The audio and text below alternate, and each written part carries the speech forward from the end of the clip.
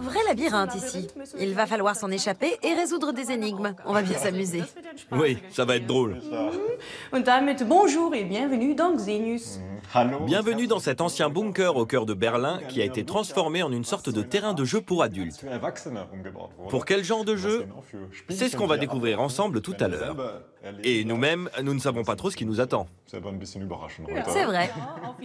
Jouer est un plaisir et un amusement, on le sait tous. Mais c'est bien plus que ça. Le jeu peut nous aider à apprendre, voire à résoudre des problèmes. Lorsque notre instinct de jeu est sollicité, quel que soit le cadre ou l'enjeu, tout nous semble soudain plus agréable. Oui, mais pourquoi? Comment et dans quel but tirer profit de notre envie de jouer? Xenius vous explique les règles du jeu. Mais pour commencer, voyons d'où nous vient ce goût inné pour le jeu et quelle est son utilité. Trop occupé pour dormir? Pas le temps de remplir la déclaration d'impôt ou de ranger sa chambre? C'est un reproche facile et très commun. Jouer est une perte de temps. Quand on joue, on est coupé du monde, parfois des heures durant. Il arrive qu'on se prenne tellement au jeu qu'on a l'impression qu'il en va de notre vie. On a tendance à penser que jouer est futile et sans conséquence sur la réalité. Et pourtant, tout le monde joue.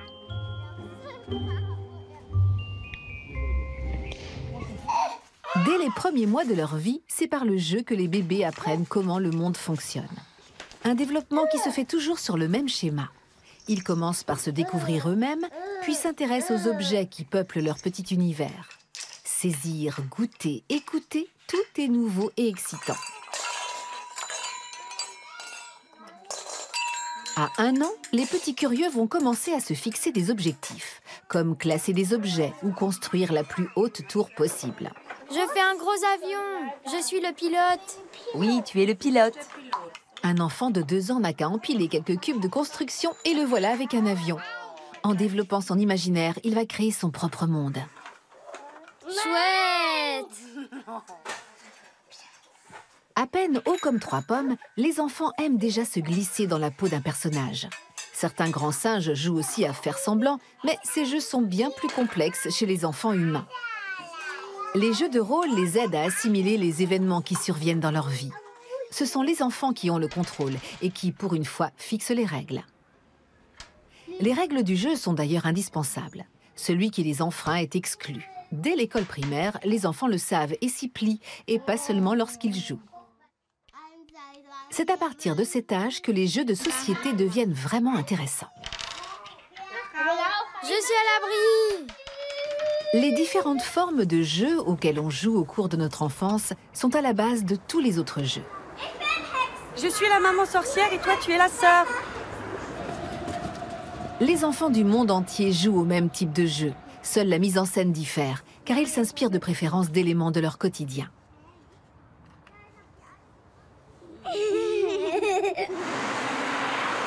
Malheureusement, la vie qu'on leur impose laisse de moins en moins de place au jeu.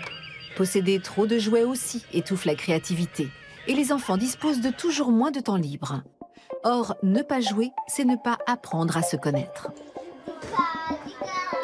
Le jeu aide à prendre conscience de soi-même, de ses limites et de celles des autres. Et il nous apprend à nous réconcilier. Tu dois dire pardon. Pardon. C'est ainsi que l'on se forge une intelligence émotionnelle. Il n'y a rien de mieux que le jeu pour mettre à l'épreuve ses émotions. Un spécialiste américain du jeu a mené une étude sur des détenus. Il a constaté que de nombreux délinquants avaient très peu joué avec leurs camarades étant petits. Selon le chercheur, ils n'auraient pas appris à réguler leurs émotions. Et leur propension à la violence pourrait donc aussi venir d'un manque de jeu. À l'âge adulte, le jeu peut néanmoins devenir un problème quand il se transforme en addiction. Les adultes qui continuent à jouer avec enthousiasme ont tendance à déranger et à être mal vus. Pourtant, le jeu est bien plus qu'une occupation puérile et stérile. Il nous réapprend sans cesse les règles qui régissent notre culture et notre société. Certains philosophes qui se sont penchés sur le sujet estiment même que sans les jeux de construction, il n'y aurait pas d'architecture. Que sans les jeux de rôle de notre enfance, le théâtre n'existerait pas. ou bien que sans expérience ludique, il n'y aurait aucun progrès.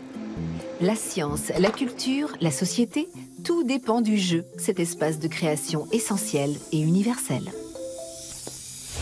Les enfants peuvent jouer autant qu'ils veulent, mais un adulte qui joue s'attire souvent des regards moqueurs et un peu méprisants.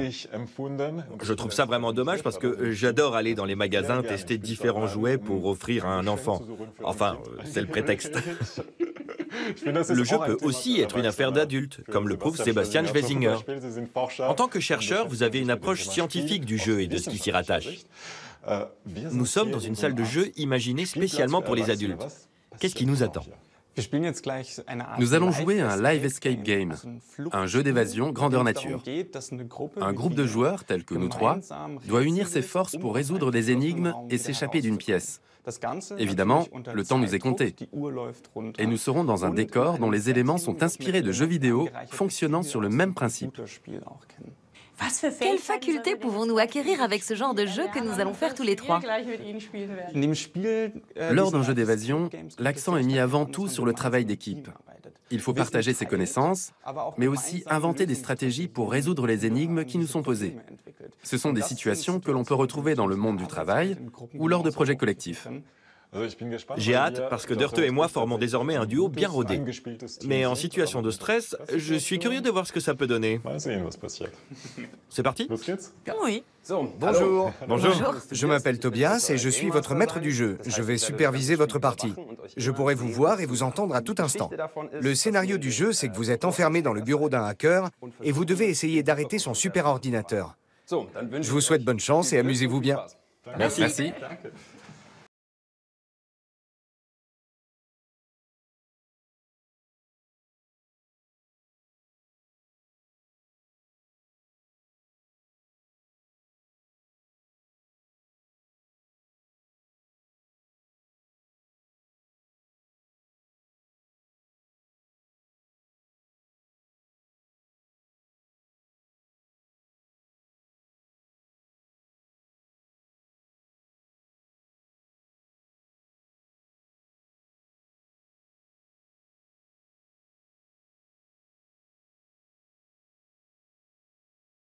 « 4800. Processus d'autodestruction activé. Et... Oui, le voyant est vert. Oui, je l'éteins. Vite, appuie! Appuie! Ouais. On est les meilleurs! On a réussi. On a encore sauvé le monde. C'était génial. C'était vraiment cool. Oui, on s'est bien amusé. Ouais. Mais en quoi est-ce que cela peut servir au quotidien? Quelles compétences avons-nous utilisées ou acquises? Il ne s'agit pas véritablement de compétences techniques, comme le calcul mental, même si nous avons aussi fait quelques calculs. Là, on en apprend beaucoup sur ses partenaires, mais aussi sur soi-même. Cela peut inciter à réfléchir à la place qu'on occupe dans un groupe. J'ai l'impression que ces jeux pour adultes poussent comme des champignons. Dans le monde de la nuit berlinois, on voit des espaces aménagés dans des discothèques et des bars. Est-ce qu'on accepte mieux qu'un adulte joue? Oui, on peut dire qu'il y a une meilleure acceptation du jeu, en particulier parmi les quadragénaires d'aujourd'hui, qui sont en quelque sorte les faiseurs d'opinion de la société actuelle. Il est d'ailleurs intéressant de noter qu'il s'agit de la première génération à avoir grandi avec les jeux vidéo. C'est un facteur clé. À la différence d'autres jeux, les jeux vidéo ne sont pas restés cantonnés à l'enfance. Ils nous ont accompagnés en grandissant. Selon moi, c'est l'une des raisons pour lesquelles on accepte plus facilement le jeu, surtout dans cette classe d'âge. Nous venons d'en faire l'expérience, la réalité et le jeu sont étroitement liés. La bonne nouvelle, c'est que nous pouvons aussi transformer le petit train-train quotidien en jeu. Cette nouvelle tendance est née à travers la recherche sur le jeu et les comportements, et elle s'appelle ludification. C'est plus fort que nous. Nous inventons des petits jeux à longueur de journée. Une façon pour nous d'égayer le quotidien. En voiture, en attendant que le feu passe au vert, qui n'a jamais fait un compte à rebours dans sa tête?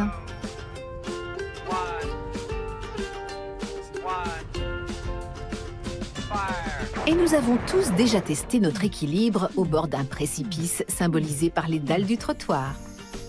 Lorsqu'on s'ennuie, le cerveau cherche à se stimuler et à rendre la situation plus intéressante. La ludification tente de comprendre ce mécanisme et de l'appliquer à des activités qui nous paraissent peu attractives, plutôt ennuyeuses, qui nous dépassent ou engendrent de la frustration parce qu'elles nous sollicitent trop fortement. Il s'agit d'utiliser le jeu afin de créer un environnement dans lequel l'homme peut naturellement tirer le meilleur de lui-même. Voilà en quoi consiste la ludification. Transposer les principes du jeu à un domaine qui n'a normalement rien de ludique, donc que nous ne considérons pas comme amusant. Il peut aussi bien s'agir de travail à la chaîne en usine que de la fameuse corvée de vaisselle.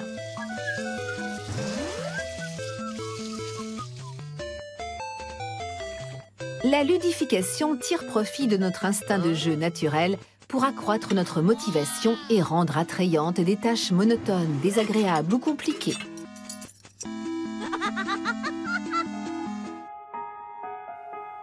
Un exemple avec le projet Piano Stairs, mené à Stockholm en 2009. L'objectif, éviter que les passants choisissent systématiquement l'escalator et les inciter à emprunter plutôt les escaliers. Pour cela, les marches ont été transformées en touches de piano. Et voici le résultat.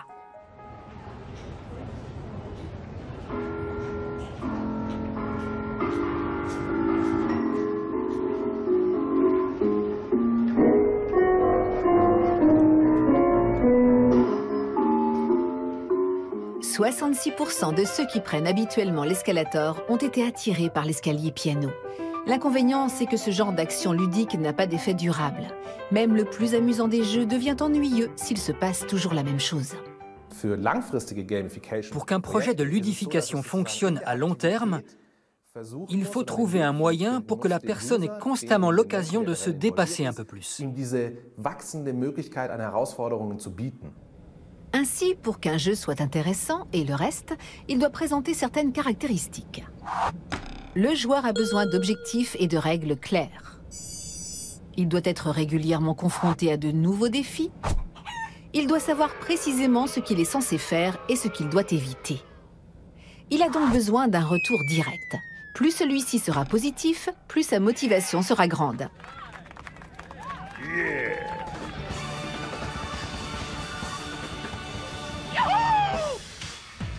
Les applications de fitness sont un exemple particulièrement réussi de ludification. Elles collectent toutes sortes de données, la distance parcourue par le jogger, sa vitesse, etc. L'appli peut ensuite calculer la vitesse moyenne ou la dépense calorique, ce qui pousse l'utilisateur à se dépasser. Le fitness est déjà un jeu en soi. On va courir ou on se rend au club de sport avec l'objectif de s'améliorer. Et on se fixe un défi. On y trouve aussi un sens, puisqu'on est plus en forme et qu'on constate un résultat direct. Les applis fitness sont donc une façon simple d'avoir un but en tête, puisqu'on peut voir à tout instant comment on court par rapport aux autres et qu'on voit les objectifs à atteindre. Cela explique leur succès. Ce principe peut-il aussi fonctionner dans le cadre du travail? Des scientifiques de Munich ont mené une étude à ce sujet dans la réplique d'un entrepôt. Nous avons choisi le secteur de la logistique, plus précisément la préparation de commandes, puisqu'il s'agit d'un secteur qui emploie encore beaucoup de personnes. Le processus de travail est très peu automatisé et très monotone pour les préparateurs. Ces employés font le même travail solitaire jour après jour, sans jamais pouvoir travailler en équipe. La préparation de commandes consiste à sélectionner des articles et à les emballer, par exemple pour les boutiques de vente en ligne. Comment donner à ce travail une dimension ludique? Bienvenue dans la Ligue internationale des préparateurs. Je suis votre entraîneur et je vais vous coacher pour la compétition. Plusieurs équipes vont s'affronter dans le cadre d'une compétition fictive. Tous les employés d'une même rotation horaire forment une équipe. C'est parti! Chaque tâche effectuée rapporte des points à l'équipe. Un préparateur qui travaille rapidement et sans faire d'erreur est en plus récompensé par des badges, une distinction personnelle.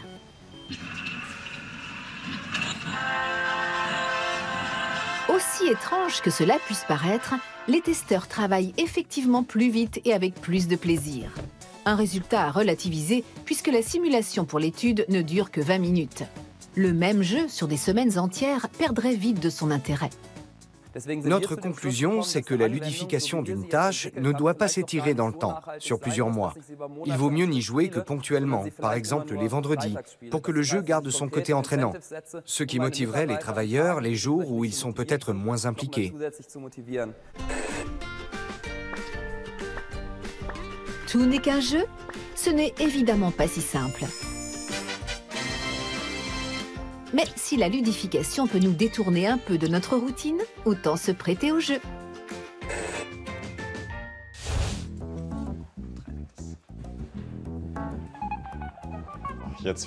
Maintenant, fini de jouer. Nous voici dans le bureau de Sebastian Schwesinger, dans le Game Lab de l'université Humboldt de Berlin. Ici, des chercheurs de différentes disciplines se regroupent pour étudier la question du jeu. Nous venons d'apprendre plein de choses sur la ludification dans le reportage. Est-ce que votre Game Lab s'intéresse aussi à cet aspect? Oui, en tant que chercheurs, nous travaillons aussi sur la ludification, au sens très large du terme. Nous imaginons des usages ludiques et nous étudions par ailleurs les technologies qui découlent de l'évolution des jeux. Nous voyons comment les intégrer dans le quotidien et dans un contexte scientifique. Comme ce casque de réalité virtuelle. Absolument, comme celui-ci. C'est une technologie ludique au départ, puisque ce genre de casque a été conçu pour les jeux vidéo. Quand on le porte... Je peux? Oui, bien sûr. Ces lunettes reproduisent une image en 3D, avec un panorama à 360 degrés.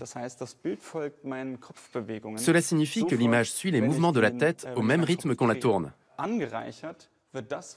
On peut ensuite passer en réalité augmentée, en faisant apparaître des objets virtuels à l'aide de marqueurs. Ce que Pierre voit dans le casque, on le voit aussi sur ses écrans.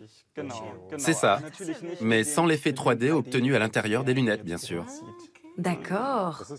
C'est génial parce qu'on a une sorte de maquette devant les yeux. Elle semble vraiment réelle et on peut la tourner dans tous les sens alors qu'elle n'existe même pas. Ça a beau être une image numérique, on pourrait presque la toucher. C'est vrai, elle semble réelle alors qu'elle n'existe pas. Le monde physique n'offre pas une aussi grande liberté de conception et de représentation que ces maquettes virtuelles. Elles permettent par exemple de représenter des données scientifiques pour la recherche sur le climat ou les réseaux de communication. Voilà pourquoi c'est un globe terrestre. Est-ce que l'objectif premier de la ludification est de renforcer la productivité au travail? Oui, le reportage de tout à l'heure illustrait déjà plutôt bien l'imbrication qui peut exister entre le travail et le jeu. Cela a pour résultat une chose étonnante. Rapprocher deux domaines qui sont normalement aux antipodes l'un de l'autre, c'est-à-dire le jeu et le travail, le côté amusant et le côté sérieux. Mais si cela semble très simple en théorie, dans les faits, ce n'est pas aussi évident. Il ne faut pas oublier que le jeu naît d'une forte envie personnelle, ce qui n'est pas forcément le cas pour le travail. Logiquement, le jeu perd de son sens et ne peut pas fonctionner si l'on contraint la personne à jouer. Et par conséquent, est-ce qu'un travail ludifié pourrait obliger des employés qui travaillent à la chaîne, par exemple, à en faire encore plus, quitte à créer une vraie rivalité entre eux? Effectivement, c'est un risque qui existe. C'est bien pour cela que la ludification ne doit pas servir à simplement pimenter une routine de travail barbante. Il faudrait plutôt y recourir pour créer de façon ludique un espace de liberté personnelle pour renforcer la motivation ou la coopération. Merci à vous. Quand on parle de jeux, impossible de ne pas évoquer les jeux vidéo. Ils sont le produit culturel qui rapporte le plus d'argent au monde, loin devant les livres et la musique. Les jeux vidéo continuent pourtant à avoir mauvaise réputation. Mais est-elle justifiée ? Pendant longtemps, on les a considérés comme un loisir inepte, à l'influence néfaste. Pourtant, la science reconnaît désormais de réelles vertus aux jeux vidéo. Quel est leur impact sur notre cerveau ? Un grand classique comme Super Mario 64 a servi d'outil de recherche à des chercheurs de l'Institut Max Planck des sciences de l'éducation. Ils ont demandé à de jeunes adultes d'y jouer chaque jour et de faire progresser le petit plombier à la casquette rouge dans l'immense labyrinthe que sont les différents niveaux du jeu. Au bout de 2 mois, les volontaires ont été examinés par IRM à la recherche d'éventuelles modifications cérébrales. L'examen a montré que la substance grise avait augmenté dans 3 régions du cerveau. Le cortex préfrontal, responsable de la planification et du raisonnement, le cervelet, indispensable au contrôle moteur, et l'hippocampe, qui joue un rôle important dans la représentation spatiale. Super Mario est un jeu qui nécessite justement d'avoir un bon repérage spatial. Le joueur doit parcourir un monde en 3 dimensions et collecter certains objets. Nous pensons qu'ainsi les zones cérébrales liées à certaines facultés sont stimulées et que leur sollicitation répétée entraîne une augmentation de leur volume. Il s'agit de régions du cerveau qui sont impliquées dans la planification du mouvement et sa réalisation. Ainsi, jouer aux jeux vidéo ne rendrait pas idiot. Au contraire, ce serait même un bon entraînement. Alors peut-on envisager des jeux qui favoriseraient de façon ciblée la croissance de certaines zones cérébrales, histoire de compenser le processus de dégénérescence lié à l'âge? C'est ce qu'a voulu savoir Simone Kuhn par le biais d'une étude menée conjointement avec des concepteurs de jeux vidéo. Leur cible, les personnes de plus de 60 ans.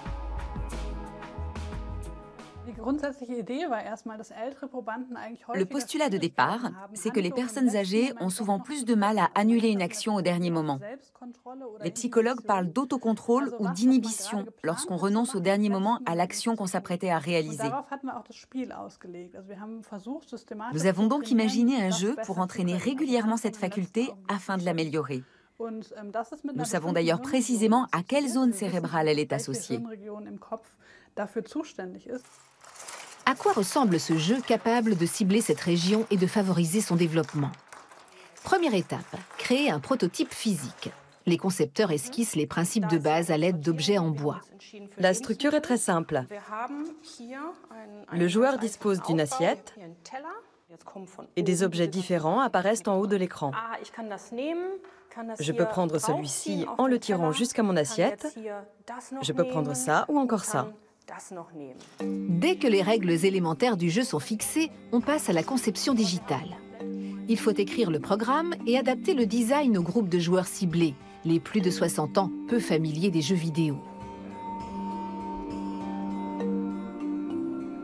Le résultat? Le jeu Schiff Ahoy. La règle est simple. En tant que passager d'un bateau de croisière, il faut prendre des aliments du buffet et les déposer le plus vite possible dans son assiette. Mais attention, il faut aussi s'apercevoir à temps qu'une tongue, par exemple, ne se mange pas et interrompre son mouvement. Le jeu ne doit être ni trop facile ni trop difficile, mais s'adapter aux joueurs. Le jeu réagit au progrès individuel de chaque joueur au cours de la partie.